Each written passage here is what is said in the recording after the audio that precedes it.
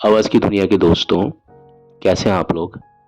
मैं उम्मीद करता हूँ कि आप लोग अच्छे होंगे और अपनी ज़िंदगी का निर्वहन बड़ी ही खूबसूरती के साथ कर रहे होंगे। पिछले अध्याय में हमने बात की थी फ़िल्म सिलसिला की और सिलसिला से जुड़े हुए कई कहानियों के बारे में हमने आपको बताया था और उसमें एक सीन था जो कि आखिरी में आप फ़िल्म में देखते हैं, जहाँ आगजनी हो जाती है, जहाँ अ, जो जया बच्चन और रेखा और अमिताभ बच्चन के बीच का एक सीन होता है जहां वो संजीव कुमार साहब को बचाने के लिए भागते हैं। उस शूटिंग के दौरान क्या-क्या चीज़ें हुई है मैंने आपको अपनी पिछले एक वीडियो में उस चीज़ को डिस्क्राइब किया। आज मैं आपको सिलसिला फ़िल्म से जुड़े हुए कुछ बातें बताने के लिए आया हूँ। शायद आपने भी उन बातों को महसूस किया होगा कि सिलसिला जैसी जो फ़िल्में होती है ना, वो पूरी तरीके से कभी फ्लॉप नहीं होती हैं और पूरी तरीके से हिट भी नहीं होती हैं। ये वो कहानी है जो कभी भी ज़ीरो नहीं होगी और कभी भी 100 नहीं होगी। और ऐसा नहीं था कि सिलसिला भारतीय फ़िल्म इतिहास की पहली एक फ़िल्म थी जिसकी कहानी ऐसी थी। सिलसिला से पहले भी बहुत सारी ऐसी फ़िल्में आई जिनकी कहानियाँ लगभग सिलसिला की तरह ही थी। और सिलसिला फ़िल्म के बाद भी ऐसी कई कहानियाँ आईं जहाँ पर आप इस बात को महसूस करेंगे कि उनकी जो कहानियाँ हैं किसी न किसी तरीके से वो सिलसिला फ़िल्म की याद दिलाती हैं। तो आप एक बात को समझें कि ऑडियंसेस को फ़िल्म को देखने में मज़ा कब आता है? ऑडियंसेस को फ़िल्म देखने में तब मज़ा आता है जबकि एक पुरुष जिसकी शादी हो चुकी हो, अगर उस पुरुष का किसी के साथ में अगर अफेयर है, जो कि उसकी पत्नी नहीं है, जो कि उसकी प्रेमिका है या पूर्व प्रेमिका है, तो ऑडियंस जो होगा ना, ऑडियंसेस होंगी, उनको वो सीन देखने में अच्छे लगेंगे। उनके बीच की जो भावनाएं हैं वो देखने में अच्छी लगेंगी। लेकिन जैसे ही वो व्यक्ति उस लड़की से, जो कि उसकी बीवी नहीं है, उससे शादी करना चाहेगा, वहीं ऑडियंसेस उस रिश्ते को खारिज कर देंगे। लेकिन शादी से पहले अगर वो लड़का या वो आदमी अगर उस लड़की के साथ में, जो उसकी वास्तव में पत्नी नहीं है, अगर उसके साथ घूम रहा है या किसी भी तरह का कोई भी सीन आपके स्क्रीन पर चल रहा है, ऑडियंसेस उसका पूरा मजा लेगी, है ना। यही चीज आपके सिलसिला में भी थी। गाने थे उसमें, अलग अलग तरह के सीन थे। पत्नी और प्रेमिका कहीं पर फ्रेम में आए अमिताभ बच्चन के साथ में, तो आपका ध्यान रेखा की तरफ रहा होगा, जो कि उस फिल्म में प्रेमिका बनी है। और ये आलम हर उस फिल्म में है जहां पति पत्नी और वो वाली स्थिति होती है, यानी पति पत्नी और तीसरा कोई किनारा। फिल्मों में अक्सर ये आपने देखा है कि अगर पत्नी का अफेयर किसी एक पुरुष के साथ चल रहा है, तो ऑडियंसेस उस चीज को बिल्कुल भी बर्दाश्त नहीं करते। शायद उस फिल्म को सी और बी ग्रेड की फिल्में माना जाए, लेकिन जहां पर पुरुष का किसी स्त्री के साथ में संबंध चल रहा है और पुरुष हमारी फिल्म का मान लो हीरो है, तो हम उस फिल्म को अच्छे तरीके से देखते हैं, बढ़िया तरीके से देखते हैं। लेकिन कहां तक, उसकी एक सीमा है। जब तक उन दोनों के बीच में मेल मिलाप चलता है, अब वो मेल मिलाप चाहे कैसा भी हो, गाना गाने का हो, आलिंगन का हो, किसी तरीके का हो, इवन चुम्बन का भी हो, वो भी चलता है। लेकिन जैसे ही वो दोनों लोग शादी करते हैं, वैसे ही ऑडियंसेस उस फिल्म को कटघरे में खड़ा कर देगी और वहां पर आप देखेंगे कि ऑडियंस यानी हमारे जो दर्शक हैं वो उस फिल्म को बिल्कुल भी पसंद नहीं करेंगे, क्योंकि प्रेम की आड़ में, यानी प्रेम हम दिखा सकते हैं स्क्रीन पर, एक व्यक्ति प्रेम अपनी पत्नी के अलावा भी किसी को कर सकता है, लेकिन शादी वो व्यक्ति सिर्फ अपनी पत्नी से ही करेगा। और अगर उस व्यक्ति के पहले ही कोई पत्नी है तो वो उसको तलाक देता हुआ जैसे ही देखेंगे ऑडियंस, वैसे ही उस फिल्म को, मतलब वो फिल्म बेकार हो जाएगी ऑडियंसेस के लिए। यही चीज आपने देखी इस फिल्म में, सिलसिला में। और जैसा कि मैंने बताया कि सिलसिला कोई पहली एक फिल्म ऐसी नहीं थी जिसकी की कहानी ऐसी थी। सिलसिला की जगह अगर कोई और फिल्म भी होती तो भी ऑडियंसेस उसको पूरी तरीके से एक्सेप्ट नहीं करते और पूरी तरीके से रिजेक्ट भी नहीं करते। जो कि बात मैंने आपको सबसे पहले बोली, वो बात आप भी महसूस करेंगे और समझेंगे उस बात को, मेरी बात को। कुछ लोग समझ लिया, मतलब महसूस किया होगा कुछ लोगों ने। ऐसी फिल्में वो होती है जिनमें ना तो 100% ऑडियंस आते हैं, ना तो ये फिल्में इस तरह की पूरी तरीके से हिट होती है, ना ऐसी फिल्में पूरी तरीके से फ्लॉप होती हैं। तो ये एक फॉर्मूला है जहां तक मैं समझता हूं। जहां पर विवाहेतर कोई संबंध बताते हैं वहां ये चीजें होती है। लेकिन अगर कोई लड़की है जो कि हमारी फिल्म की हीरोइन है ना, और वो शादीशुदा है और उसका फिर अगर किसी व्यक्ति के, किसी आदमी के साथ अफेयर चल रहा है ना, तो वहां पर फिर उस फिल्म को कोई भी एक्सेप्ट नहीं करेगा, कोई भी स्वीकार नहीं करेगा। यहां पर क्या चीज थी कि रेखा जो थी ना, उसकी शादी नहीं हुई थी, है ना। आप समझिए कि रेखा की इस फिल्म में, मान लीजिए किसी तरीके से ऐसा होता कि रेखा की शादी अगर किसी से होती, जो कि मान लीजिए आपने फिल्म में देखा, मैं मानता हूं, लेकिन रेखा और अमिताभ का पहले से भी किसी ना किसी तरीके से बातचीत थी। अगर ये लोग अनजान होते और उसके बाद में ये चीज दिखाई जाती ना, तो हम लोग रेखा को पसंद नहीं करते स्क्रीन पर। और इस फिल्म के बाद में रेखा की जो इमेज थी ना, वो कुछ कुछ इस तरह से ही बन गई थी कि फिल्मों में, जैसे आपने देखा मेरा पति सिर्फ मेरा है, आप उस फिल्म को देखिए। एक फिल्म आई थी जुदाई, आप उस फिल्म को देखिए, है ना। आप, एक फिल्म आई थी बसेरा, आप उस फिल्म को देखिए। आपने देखी होगी वो कौन सी फिल्म, मेहंदी रंग लाएगी, आप उस फिल्म को देखिए। और इस तरह की फिल्मों के बाद में बाढ़ आ गई थी साहब फिल्म बनने की। बंधन कच्चे धागों का, उसमें शायद रेखा नहीं थी, लेकिन इस तरह की फिल्मों की बाढ़ आ गई थी। एक फिल्म आई थी जमीन आसमान संजय दत्त के साथ, उसमें भी यही था कि विवाह के अलावा एक जो आपका रिलेशन होता है। रेखा की इसके बाद में, इस फिल्म के बाद में एक इमेज थी ना, वो थोड़ी सी अलग हो गई थी, बोल्ड टाइप इमेज हो गई थी।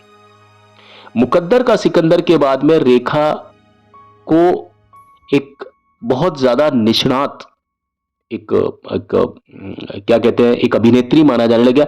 लेकिन आप समझिए वहां पर भी वो तीसरा किनारे वाली स्थिति में ही थी, यानी एक ऐसी अभिनेत्री जिसको अंत में अभिनेता नहीं मिलता, एक ऐसी हीरोइन जिसको लास्ट में हीरो नहीं मिलता। वो एक किनारा ऐसा होता है जो कि सूना रह जाता है। और वही सूनापन आप सिलसिला फिल्म में भी देखेंगे, और वही सूनापन आप जमीन आसमान में भी देखेंगे, वही सूनापन आप जुदाई में भी देखेंगे। और ऐसी बहुत सारी फिल्में हैं, बसेरा फिल्म है, जहां होता है ना वो गाने बड़े अच्छे अच्छे से, अभी मेरे को ध्यान थोड़ा सा उसके वर्डिंग्स मुझे ध्यान नहीं आ रही है, आप देखना उस फिल्म को भी, अच्छी है। उसमें शशि कपूर है, राखी है और रेखा है। और मैं आपको क्या कहूं, इन फिल्मों के कुछ दृश्य होते हैं ना, वो देखने में बड़े अच्छे लगते हैं, लेकिन जब तक प्रेम चलता है तब तक अच्छा लगता है। लेकिन यही किरदार जब शादी करते हैं, ऑडियंस उनको रिजेक्ट कर देती है। ये एक बड़ी मजेदार और बड़ी विचित्र बात है जो कि मुझे महसूस होती है। यहां मुझे दर्शकों का थोड़ा दोगलापन समझ में आता है कि आप देखिए प्रेम और विवाह में क्या चीज बड़ी है। जब इंसान प्रेम करता है तो हम जब किसी अपने अभिनेता को प्रेम करते हुए देखते हैं तो हमको अच्छा लगता है। वो प्रेम चाहे अपनी पत्नी से करे चाहे प्रेमिका से करे, वो अच्छा लगता है। लेकिन अगर वही हमारा अभिनेता, अब वो चाहे अमिताभ बच्चन हो, चाहे वो संजीव कुमार हो, चाहे शशि कपूर, अगर वही अभिनेता, अगर जैसे मतलब अगर उसने उससे शादी कर ली, जिस लड़की को वो प्रेम करता था लेकिन वो उसकी पत्नी नहीं थी, अगर उसने उस लड़की से शादी कर ली, वैसे ही वो उस फिल्म को पूरी तरीके से पसंद नहीं करेंगे। शादी होते हुए देखना तो ऑडियंसेस अपने अभिनेता की उसी से चाहेंगे जो कि उसकी वास्तव में पत्नी होगी। ये जो दुभाषियापन है इस फिल्म मतलब ये क्या बताऊं, ये एक ऐसा फॉर्मूला है जिसकी वजह से अभी तक भी हम लोग ये नहीं कह सकते कि भाई फिल्म में ये चीजें दिखाना सही है या गलत है, लेकिन मैंने देखा जितनी बार भी आप किसी भी फिल्म में इस तरह का एंगल ढूंढ के लाते हो ना, फिल्म देखने में अच्छी लगती है। ये आपको मानना पड़ेगा। अब उसमें लोकेशन हो, बाहर की हो, कुछ उसमें अदायगी हो, कुछ स्टाइल हो, तो अब आप उसको या तो गांव का परिदृश्य भी बता सकते हैं, हम गांव का भी, शहर का भी, गांव में गांव के हिसाब से बता सकते हैं, वहां ज्यादा हमको एक्सपोज उस तरह से नहीं करना होगा। लेकिन ये चीजें साहब बिल्कुल भी, ये फॉर्मूला होते हैं फिल्मों को चलाने के। और जहां तक मैंने बात की रेखा की लाइफ में, अब इस तरह की फिल्में ही आने लगी थी इस फिल्म के बाद। और मैं आज जो आपको एक किस्सा बताने वाला हूं, जो फिल्म सिलसिला से ही जुड़ा हुआ किस्सा है, तो उसमें हुआ यूं था कि जब ये पूरी फिल्म बन गई थी तो उसके बाद में सीन था डबिंग का। सीन मतलब वास्तव में डबिंग हो रही थी, ये कोई फिल्मी सीन नहीं है, यानी शूटिंग होने के बाद में डबिंग होती है कि ऑडियंसेस अपने डायलॉग्स तब बोलते हैं जब फिल्म की शूटिंग होती है, लेकिन वहां उस समय उतना ज्यादा शोर शराबा होता है, वो सारी चीजें, एक नागरा मशीन होती है, उसमें वो सब रिकॉर्ड होती है। तो स्क्रिप्ट के हिसाब से कैमरे के आगे भी अपने अपने होठों का मूवमेंट करते हैं वो लोग जो हमारी फिल्म के कलाकार होते हैं। और बाद में जब वो चीज बन जाती है फिल्म, तो दोबारा से एक बार उन्हीं डायलॉग को बोला जाता है, लेकिन इस बार स्टूडियो में बोला जाता है पूरा सिस्टम के साथ में। और वो जो होठ चल रहे होते हैं उनको देख करके जो वही आर्टिस्ट है, जैसे मान लीजिए रेखा का लिप सिंक है, रेखा के होठ चल रहे हैं, अमिताभ बच्चन के होठ चल रहे हैं बोलते समय, तो वो अपने उन होठों के ऊपर अपने उन डायलॉग को या डायलॉग्स को बोलते हैं। अब ये प्रणाली होती है डबिंग की, और डबिंग थोड़ा सा टफ काम होता है, और ज्यादातर जो स्टार्स होते हैं वो इससे बचने की कोशिश करते थे। जो लोग बहुत बिजी स्टार्स होते थे ना उस समय, वो इन सब से बचते थे, क्योंकि डबिंग जो काम होता है ना वो थोड़ा जानलेवा टाइप होता है, और उनके मन में ये होता है कि भाई फिल्म तो बन चुकी है, और डबिंग जो है ना वो पोस्ट प्रोडक्शन का एक हिस्सा मान सकते हैं हम लोग। तो अधिकांश तौर पर डबिंग के समय में भी बहुत प्रॉब्लम होती है, और इस फिल्म में भी डबिंग के समय भी एक विवाद हुआ। एक न्यूज थी जो कि छपी थी उस समय, सिनेब्लिट्स मैगजीन हुआ करती थी जो आज भी चलती है, तो उसमें एक प्रकरण बताया था कि फिल्म की जो डबिंग हुई वो राजकमल स्टूडियो में रखी गई थी, लेकिन डबिंग शुरू करने से पहले रेखा ने फिल्म के सभी गानों को दिखाने के लिए कहा। आपको मालूम होगा कि डबिंग जो होती है वो एक एक रील को आगे लगाया जाता है, प्रोजेक्टर पर चलाया जाता है, और वहां पर जो होठों का जो मूवमेंट होता है, जैसा कि कैमरे के सामने पात्रों ने यानी अभिनेताओं ने, अभिनेत्रियों ने जो डायलॉग्स बोले होते हैं, संवाद बोले होते हैं, वही संवाद एक बार दोबारा से स्टूडियो में मशीन के सामने, जो कि बहुत ज्यादा साफ आपकी आवाज आती है उन सब चीजों में, वहां पर एक बार दोबारा से उन्हीं चीजों को बोला जाता है। तो डबिंग शुरू करने से पहले, जैसा कि मैंने आपको बताया, रेखा ने ये बोला कि भाई हम तो सारे गाने देखेंगे, और खास तौर पर रेखा उन गानों को देखने के लिए ज्यादा इंटरेस्टेड थी जिसमें जया बच्चन भी साथ में थी। अब वो गाना चाहे कोई भी हो, चाहे तो वो रंग बरसा एक भीगे चुनर वाली हो, चाहे वो नीला आसमान खो गया या सो गया, वो जो गाना है उस तरह से। तो जो यूनिट के जो सदस्य थे ना, वो रेखा और जया के किसी भी गाने को दिखाने के लिए इंटरेस्टेड थे ही नहीं।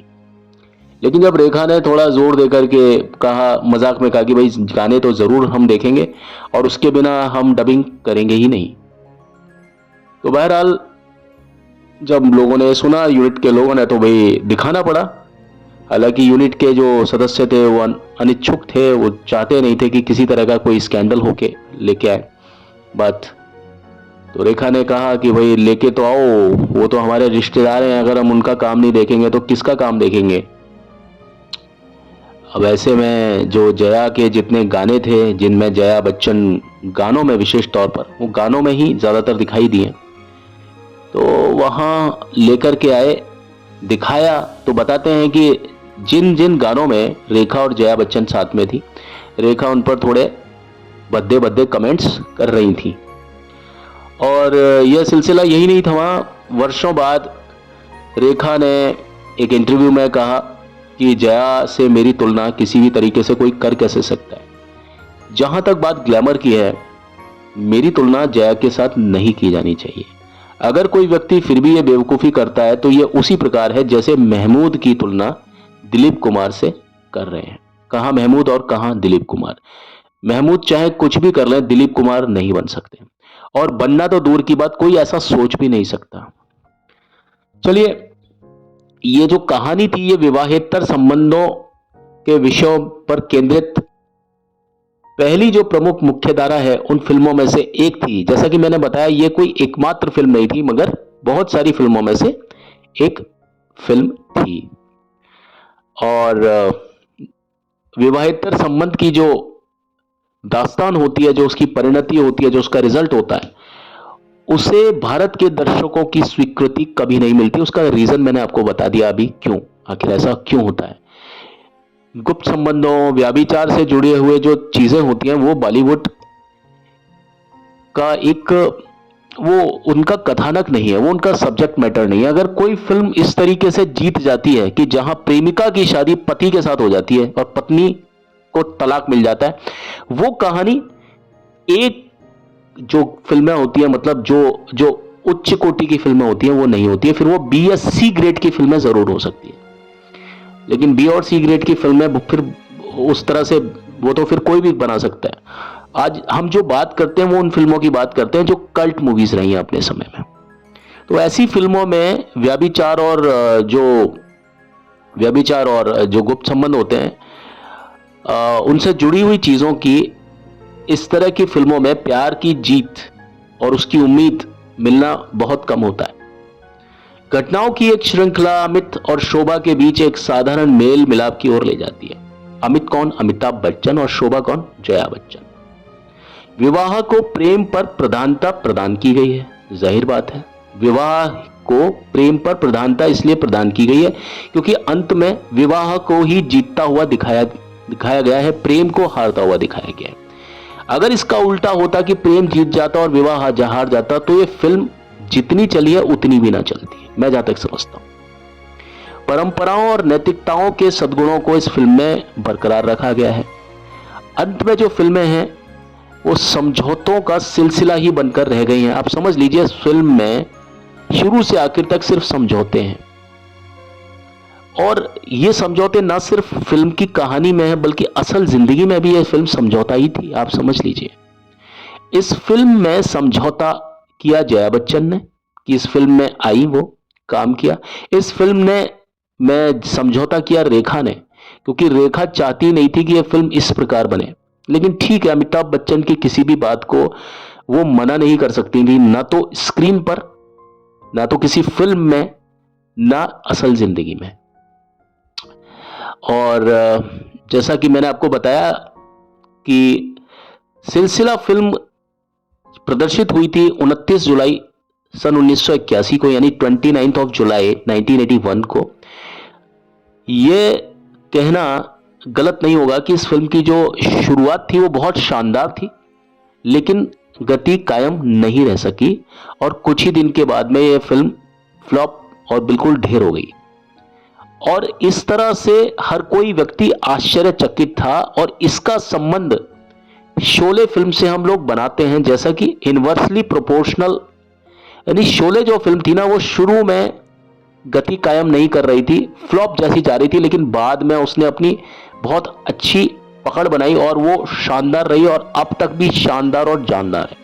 लेकिन सिलसिला फिल्म शुरू में तो जानदार और शानदार थी, लेकिन कुछ समय तक टिकी और उसके बाद में फ्लॉप हो गई, और वो कुछ समय भी बहुत कम अवधि का था। यश चोपड़ा की जो पत्नी है पमेला चोपड़ा, उन्होंने इसके बारे में रिमार्क किया था कि भारत में विवाह एक बहुत ही ज्यादा पवित्र संस्था है और इसमें किसी भी तरह का इंक्रोचमेंट नहीं होना चाहिए। और जब निर्देशक ने उन दो प्रेमियों के लिए सहानुभूति ही पैदा की जो अपनी शादी से बाहर जाकर अपने प्रेम संबंध को जारी रखने के इच्छुक थे, तो उन्हें इसे आगे नहीं बढ़ाया गया। तो ये किसी निष्कर्ष पर नहीं पहुंची, ना तो कोई इसका। यस, ये बात सही है कि ये जो चीज थी ना, किसी भी निष्कर्ष पर नहीं पहुंच पाई। दोनों ही रिश्तों में कहीं ना कहीं कोई ना कोई अधूरापन था। कई लोग वास्तव में ये कहते हैं कि इस फिल्म ने अपने समय के आगे की कहानी को कहा। दर्शक ऐसी कहानी के लिए उस समय तो तैयार नहीं थे, लेकिन मैं आपसे कहूंगा कि ये कहानी जो थी ना, ये अगर आज की तारीख में भी बनती तो आप साफ देखिए कि लोग बाग चाहे चांद सितारों पर पहुंच गया, लेकिन परंपराओं में इंसान वहीं का वहीं है और वहीं रहना चाहिए उसको।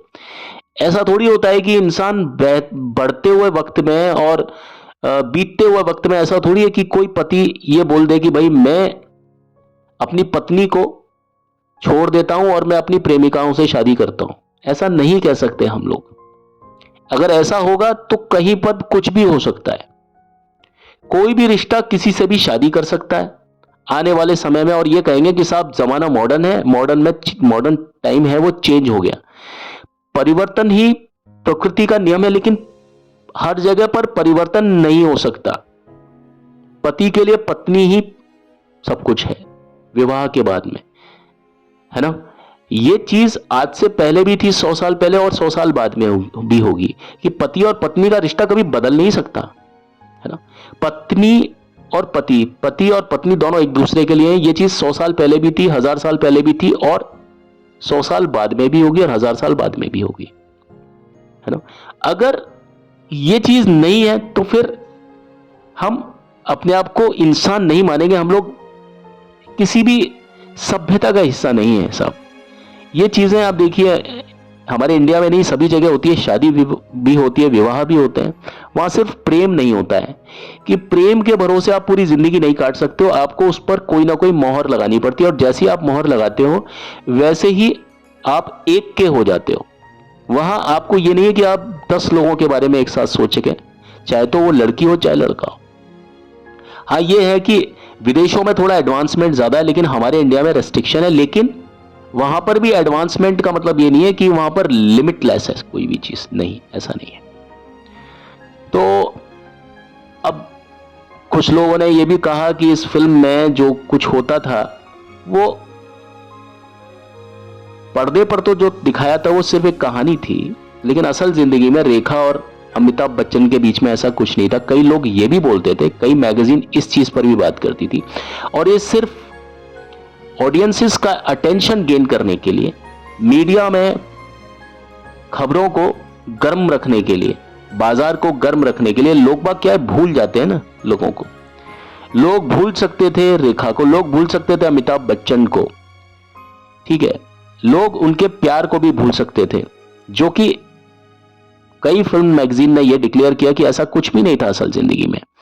लेकिन अगर हम इस तरह की झूठी बात को अगर लोगों के सामने ले आते हैं ना, तो लोग उससे जुड़े हुए जितने भी लोग होते हैं उस घटना से, उनको कभी जिंदगी में भूल नहीं पाते। माफ करना ना करना एक अलग बात है, माफ तो कोई क्या है, ये तो सब अपनी पसंद की बात है, अपनी इच्छा की बात है। और कानून में तो ऐसा नहीं है कि आप ऐसा कर नहीं सकते। हिंदू लोग भी 2 पत्नी रख सकते हैं, लेकिन आपके पास में एक आधार होना चाहिए, आपके पास में सहमति होनी चाहिए। वो उस तरीके से, मतलब कानून की भाषा में कानून बहुत ज्यादा एडवांस्ड है, लेकिन कानून के आधार पर कभी भी परंपराएं नहीं चलती हैं। परंपराएं हमेशा समाज और उससे जुड़े हुए जो लोग हैं, जिन्होंने जैसा किया, हमारे एंसेस्टर्स ने, हमारे पूर्वजों ने जैसा किया, हम भी वैसा ही करेंगे और हमको वैसा ही करना है। ये चीजें जो हैं, ये मतलब फिल्म हमेशा इन सब चीजों के नीचे रहेंगी, कभी भी फिल्म इन सब चीजों से ऊपर नहीं जा सकती है। वेल, ये मैंने आपको एक किस्सा उस तरह से बताया, और इसके बाद का जो कहानी है वो यूं है कि इसके तुरंत बाद में अमिताभ बच्चन की एक, आप सब लोग जानते हैं, जो दुर्घटना हुई थी उनकी कुली फिल्म के दौरान 1982 का जो समय था, ये वो समय था। बताते हैं कि जब फिल्म की शूटिंग चल रही थी तो किस प्रकार एक फाइट सीक्वेंस में पुनीत इस्सर का जो घूंसा अमिताभ बच्चन के आंतों वाली जगह पर लगा, जो पीछे होता है, मतलब आगे, सॉरी वो मैं मतलब पीछे जो था ना, वो एक सपोर्ट मिलना था अमिताभ को, और आगे पुनीत इस्सर को एक घूंसा जड़ना था अमिताभ। कुछ फ्रैक्शंस का कुछ डिस्टॉर्टमेंट हो गया, हल्का सा मूवमेंट इधर से उधर हो गया, और वो घूंसा था वो जहां पड़ना था वहां ना पड़ के थोड़ा सा वो स्किप कर गया, स्लिप कर गया। और वो जो पोजीशन जो इन्होंने क्रिएट की थी कि भाई यहां से होकर के ऐसे गिरना है, उस मोमेंट में भी फर्क आया। अमिताभ बच्चन को जब पुनीत इस्सर का घूंसा पड़ा, उसके बाद में एक टेबल थी, टेबल पर उनका जो टेबल का कोना था वो उस जगह पर लगा और उनकी आंत फट गई थी। इसके बारे में मैं वीडियो, एक विस्तार से वीडियो बनाऊंगा। तो मैं आपको जो कहना चाहता हूं कि अमिताभ बच्चन को इसके बाद में क्लिनिकली डेड घोषित कर दिया था, क्योंकि ये एक लापरवाही का केस था कि करीब 2-2.5 दिन हो चुके थे और अमिताभ बच्चन को इस चीज का कोई उपचार नहीं मिला था। रीजन ये था कि मनमोहन देसाई समझ रहे थे कि भाई ये सब सिर्फ एक मनगढ़ंत कहानियां हैं, क्योंकि सब लोग चाहते हैं कि हम मुंबई वापस जाएं। सारी फिल्म की शूटिंग बेंगलुरु में चल रही थी, सॉरी। तो ये लोग काफी टाइम से वहां अटके पड़े थे। तो मनमोहन देसाई को लगता था कि भाई ये एक स्टंट है इस चीज से कि भाई हम मुंबई जाना चाहते हैं। तो लेकिन जब अमिताभ बच्चन की तबीयत बहुत ज्यादा खराब हो गई तो ब्रीच कैंडी में उन्हें शिफ्ट करना पड़ा, और फिर बाय एयर उनको इमरजेंसी में रखना पड़ा। और आप देखिए कि उस समय जो तत्कालीन प्रधानमंत्री हमारी इंदिरा गांधी, वो आप देखिए कि किस तरीके से इस पूरे सीन में आई और किस तरह से सारी चीजें हुई। और आज हमारे बीच में अमिताभ बच्चन नहीं होते, और ये बहुत सारे लोगों की दुआओं का और उनकी जो ईश्वर के सामने जो उनकी सच्ची प्रार्थनाओं का जो एक असर है, उसकी वजह से अमिताभ बच्चन हमारे साथ में है। अब देखिए कि अमिताभ बच्चन के जो करीबी दोस्त थे राजीव गांधी, उस समय संयुक्त राज्य अमेरिका में थे। जैसे ही उन्हें ये मालूम चला कि भाई अमिताभ बच्चन गंभीर रूप से चोटिल हो गए हैं, वो तुरंत प्रभाव से इंडिया लौट गए। प्रधानमंत्री इंदिरा गांधी ने इस बात के ऑर्डर्स दिए हुए थे कि किसी भी तरह की कोताही इलाज में नहीं होनी चाहिए। जितना बेहतर इलाज हो सकता है, इलाज उतना बेहतर होना चाहिए।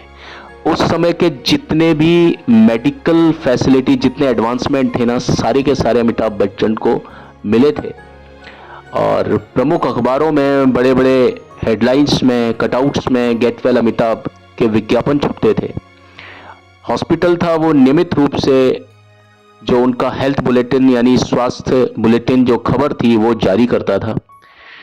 अमिताभ बच्चन के सबसे ज्यादा करीबी दोस्त थे राजीव गांधी, बहुत पक्के दोस्त थे।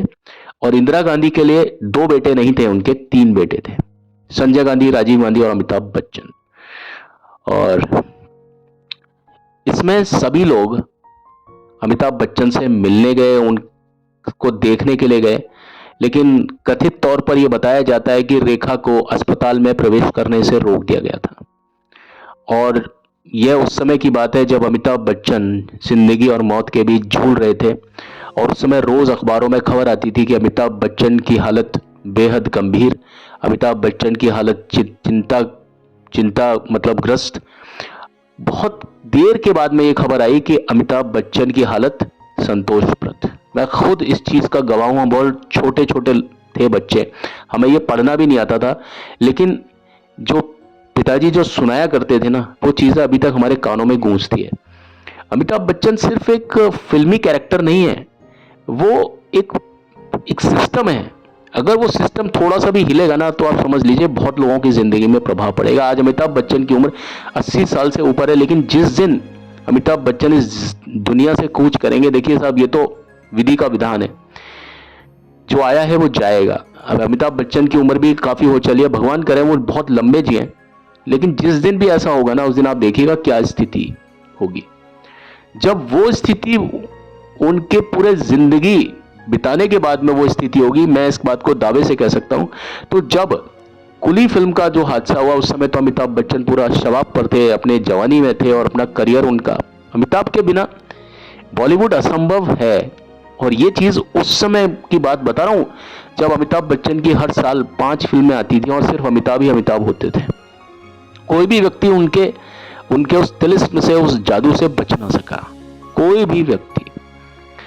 और उस समय छपी रिपोर्ट्स में ये कहा गया कि जया बच्चन रेखा को अपने पति के करीब नहीं चाहती हैं। प्रकाश मेहरा ने उस समय को याद करते हुए कहा कि अगर रेखा मुझसे एक बार कह देती ना तो मैं जया बच्चन को जरूर मना लेता और मैं जरूर ये कहता कि यहां पर एक आदमी मर रहा है तो सब कुछ भूल जाओ, क्योंकि जब आदमी कोई मरता है ना तो वो रिश्ते नातों से ऊपर चीज चले जाती है। जो जो व्यक्ति उनके दर्शन करना चाहता है उनको करने दो। रेखा एक सह कलाकार है हमारे रिश्ते से, है ना, और उस रिश्ते के आधार से रेखा को भी अमिताभ बच्चन को देखने की अनुमति दे दी जानी चाहिए। और एक मूवी में छपी एक रिपोर्ट के अनुसार ये बताया जाता है कि रेखा ने सुबह सुबह अर्ली इन द मॉर्निंग बिना मेकअप के एक साधारण सफेद सूती साड़ी पहनकर अस्पताल में जाने का फैसला किया। क्या आपको लगता है कि रेखा को अमिताभ को देखने की, उनकी एक झलक पाने की अनुमति मिल जाएगी? जी हाँ साहब, किसी तरीके से वे वहां गई और उन्हें मिलने की अनुमति मिल गई। अमिताभ बच्चन को देखने की इजाजत रेखा को मिल गई। वह उस कमरे तक पहुंची जहां पर अमिताभ बच्चन आईसीयू में थे। वो आईसीयू के उस दरवाजे पर खड़ी रही बहुत समय तक और उन्होंने अमिताभ बच्चन को देखते हुए उनके लिए मौन प्रार्थना की। और बाद में फिल्म फेयर के एक साक्षात्कार में रेखा ने उन दिनों को याद किया।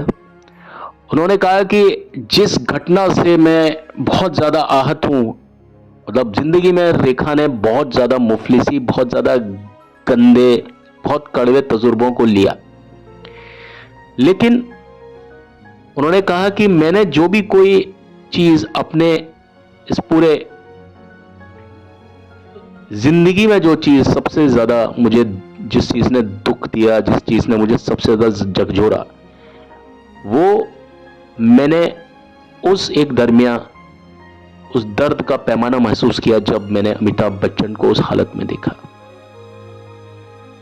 लेकिन इसने मुझे, इस घटना ने मुझे बेहद बेहतर, पहले से बहुत ज्यादा अच्छा, मजबूत बनाया, चीजों से जूझने वाला बनाया।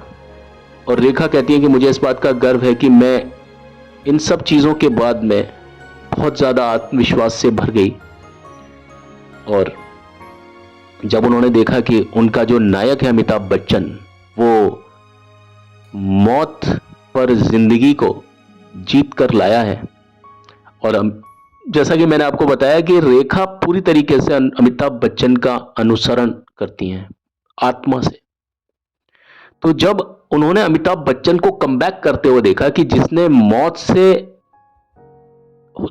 दो चार किया, यानी जो मौत के ऊपर अपने हाथ आजमा करके दोबारा से जिंदगी में आया, तो आप सोचिए कि वो चीज कितना ज्यादा प्रेरणा स्रोत होगी रेखा के लिए। तो रेखा को इसके बाद में आप देखिए फिल्मों में जो आत्मविश्वास है ना, इसके बाद में और भी ज्यादा आपको वो चीजें दिखाई देंगी रेखा की। कई फिल्में रेखा ने अकेले दम पर संभाली, आप समझें। फिल्म में खूबसूरत फिल्म आप देखिए, रेखा अकेली दिखाई दे रही है, उसमें काफी सारे कैरेक्टर्स हैं। एक फिल्म आई थी झूठी फिल्म में भी रेखा, बहुत सारे कैरेक्टर्स हैं, रेखा अकेली दिखाई दे रही है। कितनी फिल्में हैं रेखा की, मेरा पति सिर्फ मेरा है, पूरी रेखा दिखाई दे रही है।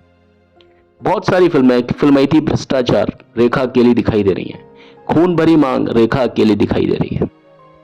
नो डाउट कि रेखा बहुत अच्छी हैं, लेकिन उनको एक ऐसा आत्मविश्वास मिला इस घटना के बाद में कि आप जब रेखा को अभिनय करते हुए देखेंगे ना उसके बाद में, तो आपको समझ में आता है कि रेखा एक ऐसा कैरेक्टर है जो सारी परिस्थिति को संभाल सकती है ना। बीवी हो तो ऐसी, आप देखिए, मैं ये सारी फिल्में वैसे बता रहा हूं कि अमिताभ बच्चन जब किसी फिल्म में आते हैं, चाहे फिल्म मल्टी स्टारर हो, आपका ध्यान अमिताभ बच्चन पर रहता है और आपको लगता है अमिताभ बच्चन जो कर रहे हैं ना वो सही है और अमिताभ बच्चन हर स्थिति को संभाल लेंगे, इस फिल्म को भी अकेले संभाल लेंगे। और यही चीज रेखा में भी आपको महसूस होती है, खास तौर पर इस एक घटना के बाद में। रेखा जिस जिस फिल्म में आई, रेखा के साथ में चाहे कोई भी एक्ट्रेस हो, को एक्ट्रेस हो, चाहे कोई एक्टर हो उनके अगेंस्ट या उनके मतलब ऑपोजिट, चाहे तो वो जितेंद्र हो, कोई भी एक्टर हो, रेखा ही दिखाई देती है साथ में। तो ये एक आत्मविश्वास है और यही चीज मैंने आपको क्या कहा कि रेखा एक महिला संस्करण है, अमिताभ बच्चन का महिला संस्करण है रेखा। रेखा ने अपनी पीड़ा को व्यक्त करते हुए कहा कि जरा सोचिए, मैं उस व्यक्ति को अपनी भावनाएं नहीं बता पाई जिसको मैं बहुत ज्यादा प्रेम करती थी, जिसे मैं अपनी पूरी जिंदगी मानती थी। ये बात करती है अमिताभ बच्चन की।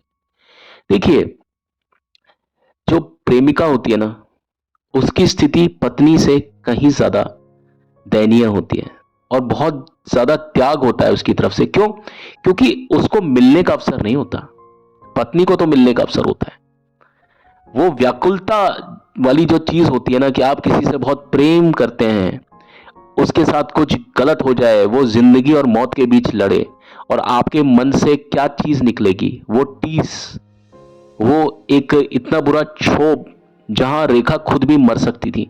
लेकिन उन भावनाओं को अमिताभ बच्चन को कभी कह नहीं पाई क्योंकि उनसे वो आमने सामने नहीं मिली उन दिनों, बस वो उन्होंने दूर से उनको देखा, यानी उन्हें सिर्फ उनको दूर से देखने की इजाजत थी, आईसीयू के गेट से।